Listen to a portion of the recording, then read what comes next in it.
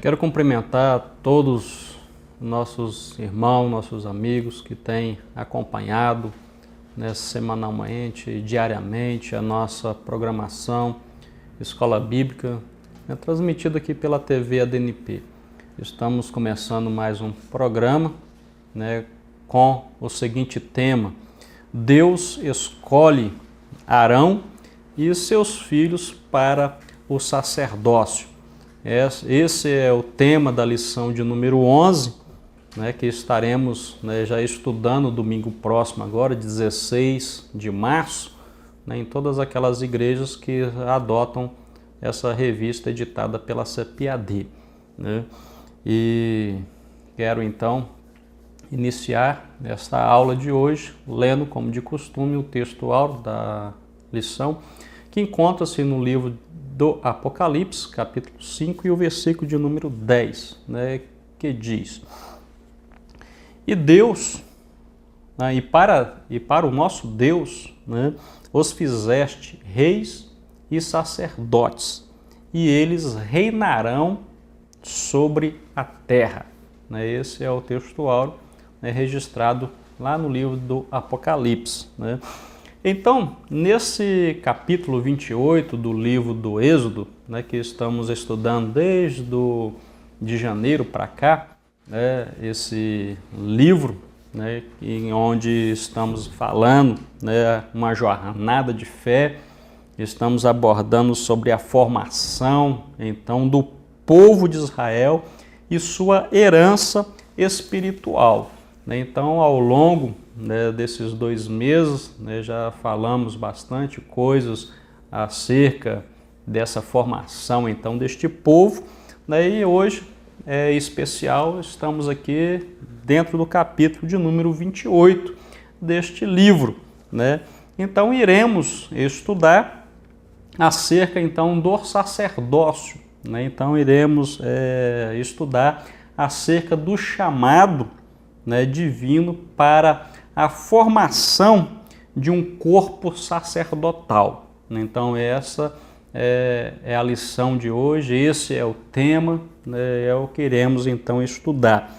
Então, para tanto, sabemos que Deus, ele separa então a tribo de Levi, para esta função tão sublime.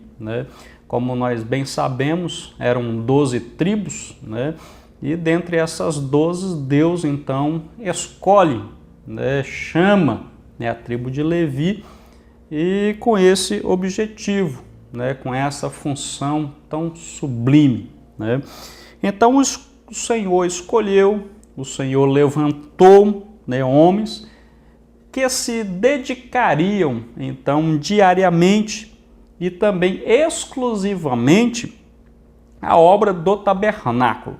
Então a sua função era, a sua vida girava em torno do tabernáculo, era servir ao tabernáculo.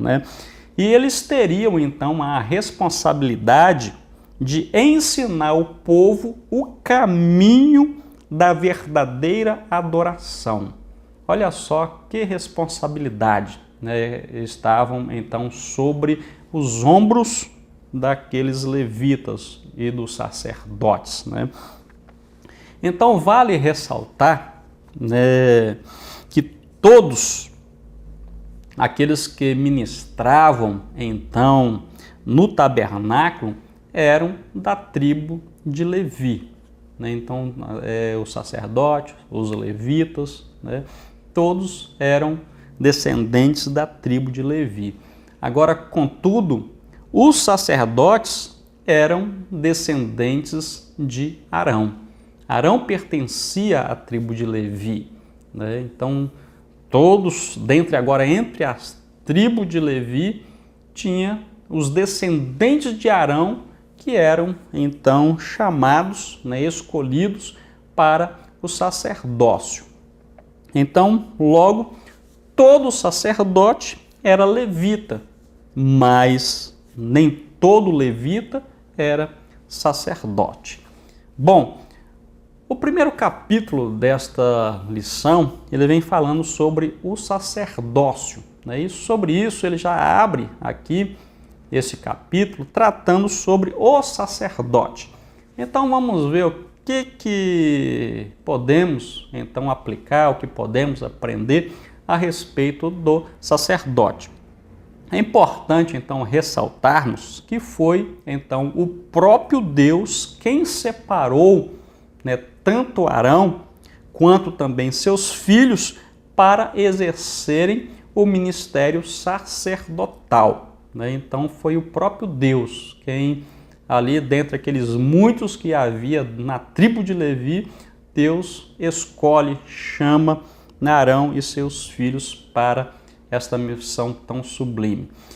Como também sabemos, né, houve murmuração, né, acerca da designação de Arão para esta função, né? Então, muitos ficou enciumado, né, muitos cresceram o olho, né, e precisou Deus, então, entrar em ação, precisou Deus intervir e mostrar para todo Israel que foi ele, né, quem o separou para aquela missão, né, como está bem registrado no livro de Números, capítulo 17, a partir do primeiro versículo, você pode acompanhar e fazer essa leitura que você vai ver que Deus, né, o chamou e ele interviu, né, nessa questão e mostrou, né, para todos aqueles que haviam murmurado, que estavam murmurando, que era de fato Arão a pessoa escolhida. Então vamos abrir um parênteses falando que salientando que a obra então ela é do Senhor, a obra de Deus, né? Assim sendo, é o próprio Senhor quem chama, é o próprio Senhor quem escolhe. Então essa escolha ela não deve ser, né, por meio de apadrinhamento. Esta escolha não deve ser então transmitido por direito de tradição.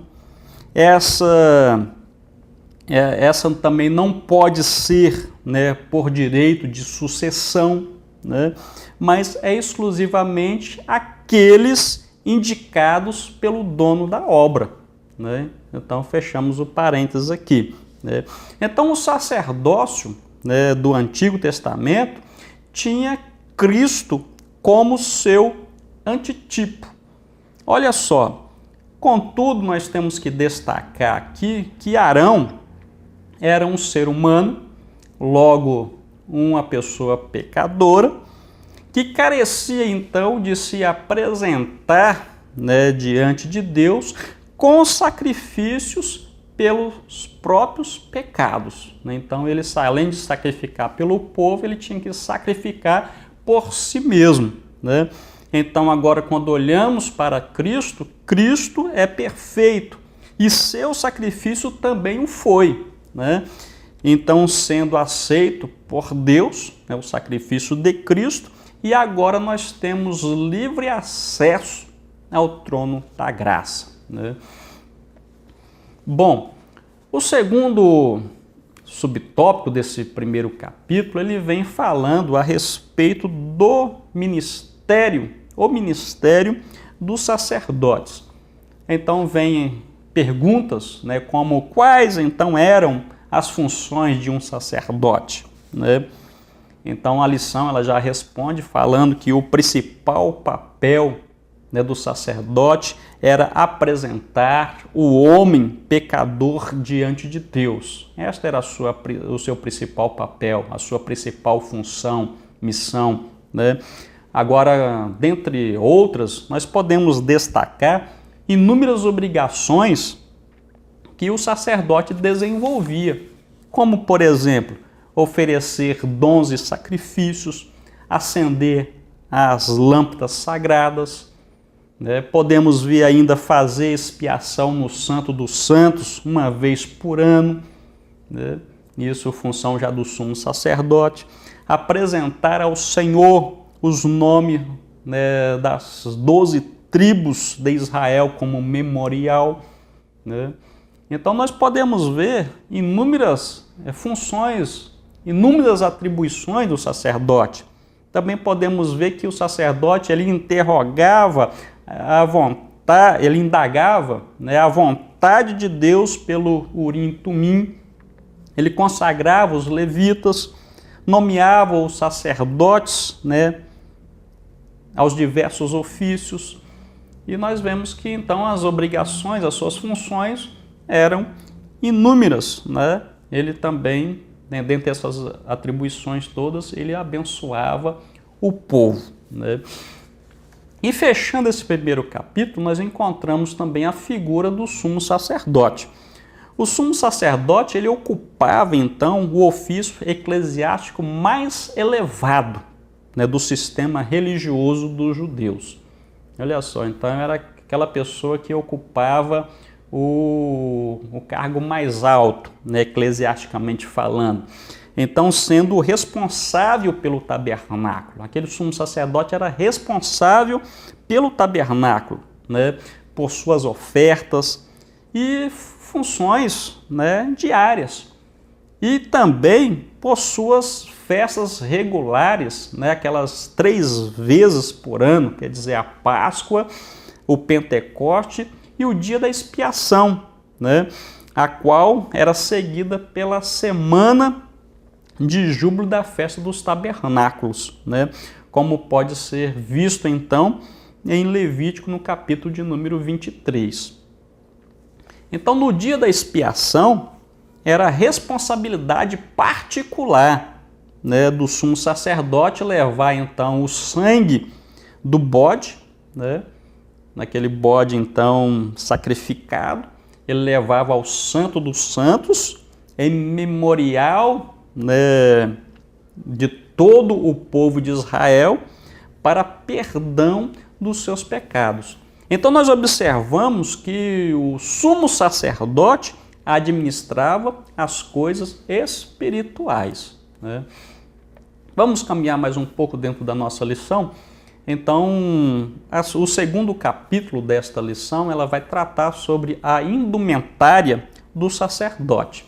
Então, ela abre aqui esse segundo capítulo falando sobre a túnica de linho e o éfode, né?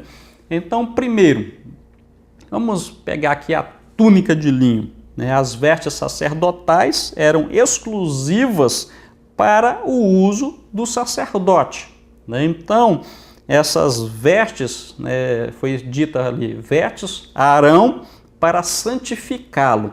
E olha, e quando para com Deus administrarem o ofício sacerdotal, para que me administre o ofício sacerdotal. Isso aí registrado no livro de Êxodo, capítulo 3 e 41. Né?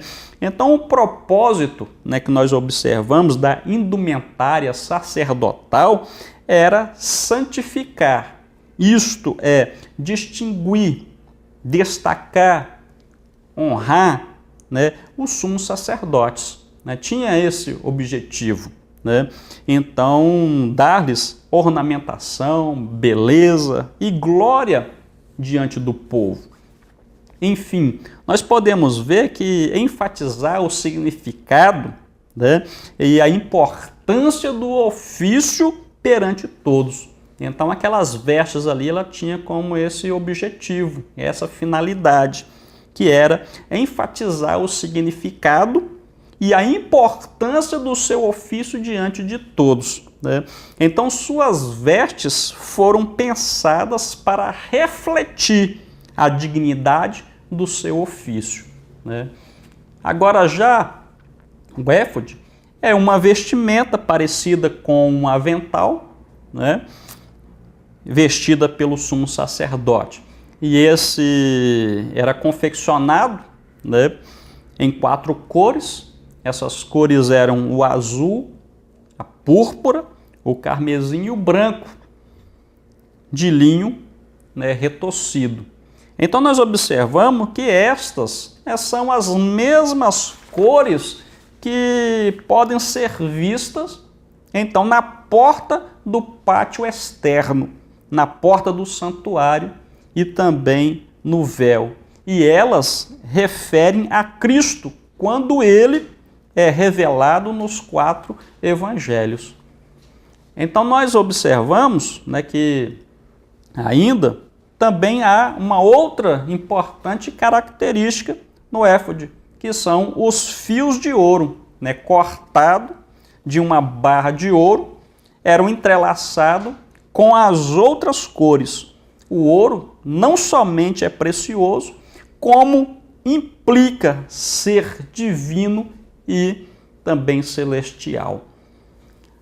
Já o segundo subtópico deste segundo capítulo, ele vai falar agora sobre o Urim e o Tumim.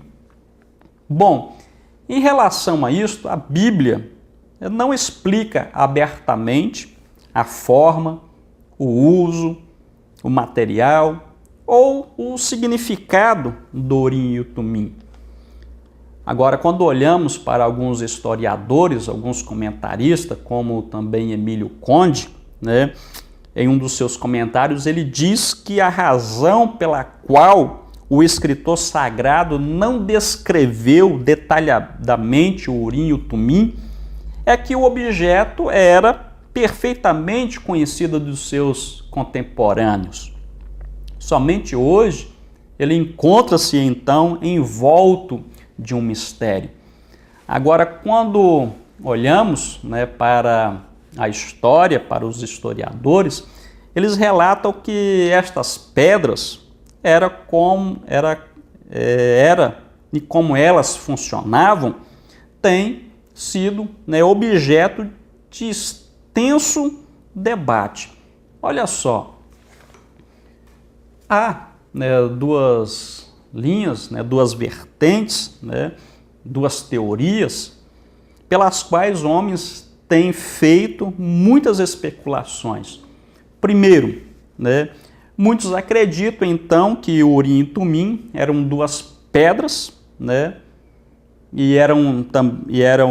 esse objeto era guardado então no bolso ali do sumo sacerdote, ali no peitoral duplo, né, era guardado ali, de maneira que isto era usado para discernir a vontade de Deus, né? Então eles acreditavam que elas, né, eram gravadas, né, um sim e um não. E de certo modo revelavam então a resposta de Deus quando os homens buscavam a sua direção. Já outros, né, acreditam que o Urim e o Tumim eram simplesmente as 12 pedras do peitoral que eram designadas como luz e perfeição. Então o sumo sacerdote o vestia em razão de ser o representante oficial de Israel.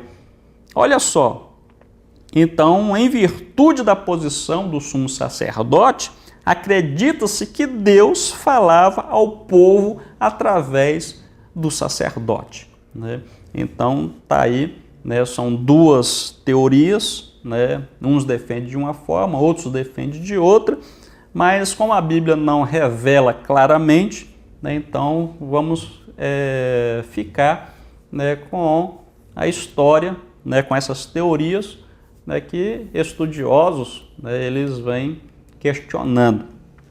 E o terceiro e último capítulo desta lição, ele vem falando sobre os ministros de Cristo para a igreja. Ele abre então esse primeiro capítulo falando sobre chamados por Deus, né? Então nós observamos que em várias referências na Bíblia, nós encontramos de pessoas que foram chamadas por Deus, né, para exercerem uma atividade, desempenharem uma função específica, né? Então, os verdadeiros ministros da igreja são chamados e vocacionados pelo Senhor. Vamos fazer uma pergunta, né? Então, você crê que Deus tem um chamado, né, para você? Você crê que Deus tem um chamado para a sua vida, né? Aí você responde positivamente E vem logo, né, uma indagação interior, né? Como posso então entender o chamado de Deus para a minha vida? Né? Como posso entender? Então, primeiro, há então um chamado, né, interior. Né? Olha só, através do seu Espírito, Deus fala aquelas pessoas que ele chamou, né, para servir, né, como pastores, para servir como ministros à sua igreja. Né? O grande reformador Martinho Lutero, ele descreveu então esse chamado interior, né, como a voz de Deus ouvida pela fé. Então aqueles que Deus, né, chamou conhecem esse chamado por um sentimento, então, de comprometimento, de liderança, de propósito e de crescimento.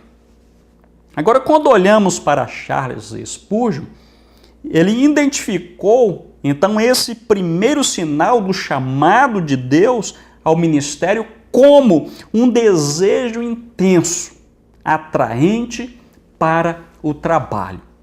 Né? Então, tanto Martinho Lutero como Charles Spurgeon eles estão falando sobre, né, esse chamado interno. Né? Então, aqueles que foram chamados, né, por Deus sentem então uma compulsão crescente em pregar e ensinar a palavra e em ministrar o povo de Deus. Bom, fazemos aquela pergunta, como posso então entender, né, o chamado de Deus para a minha vida? Primeiro então há uma convicção interna. Agora, também em segundo lugar, há um chamado externo.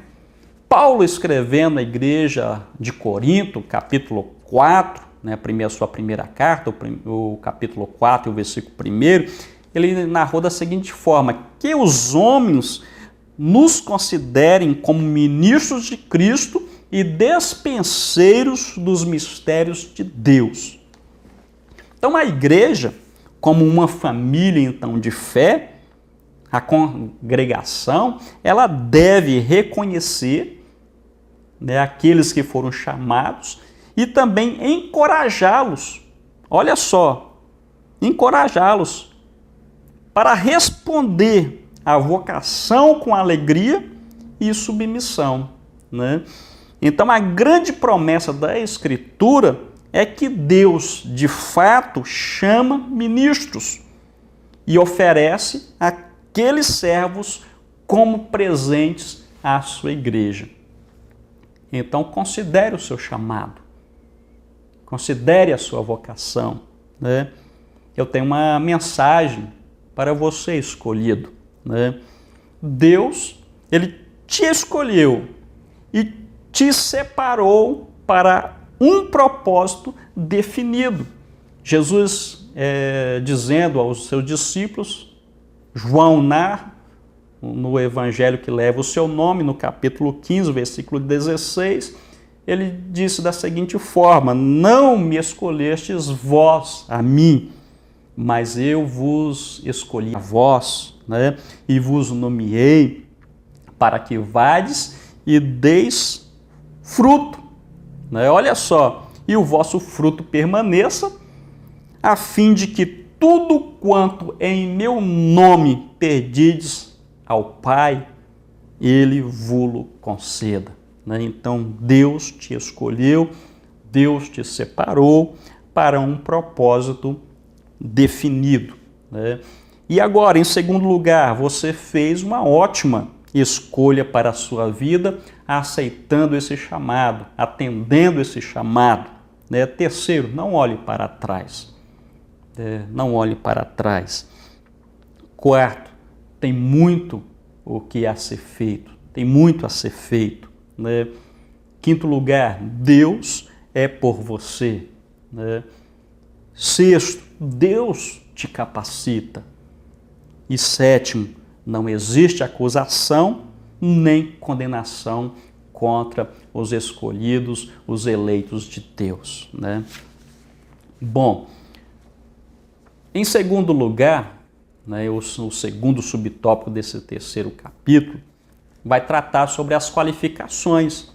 E para tanto, Paulo ele escreve ao jovem Timóteo na sua primeira carta, o capítulo 3, o versículo 1 e o versículo 2, né, Paulo começa a dizer para Timóteo da seguinte forma: esta é uma palavra fiel. Então, se alguém deseja o episcopato, excelente obra deseja. Então, convém, pois, que o bispo seja irrepreensível, marido de uma mulher, vigilante, sóbrio, honesto, hospitaleiro, apto para ensinar. E aí segue relação, né? As qualificações não param por aí. Mas a preocupação principal dos textos, né, que trata sobre esta qualificação da liderança, é que o líder espiritual, né, como representante de Deus e pastor do rebanho dele, seja moralmente irrepreensível, ou seja, inassolável, não atingido por acusações, né? Então esta é a principal preocupação, né? E em último lugar, comprometido com a palavra. É o terceiro subtópico. Então nesta vida, né, estamos comprometidos com aquilo que damos valor, né? Então na vida sempre estamos comprometidos com aquilo que nós damos valor, né? Então quando pensamos em compromisso, nunca associamos a algo que não gostamos ou que não damos importância, né? Então, se você ama alguém, né, você é comprometido com esse alguém. Então, da mesma forma, se você se importa em obedecer a Deus, né, você é comprometido com a sua vontade, né, com a sua palavra, né? Então, terminamos por aqui, né? O tempo já não nos permite ir mais além, mas queremos, né, pedir ao nosso bom Deus que continue te abençoando, né, não somente a você, mas toda a sua família, todos os seus amigos, todos aqueles que estão a vos cercar, né, que Deus em Cristo vos abençoe. Então, até o próximo programa Escola Bíblica, transmitido aqui diretamente da TV ADNP. Um grande abraço e até a próxima semana. Que Deus em Cristo vos abençoe.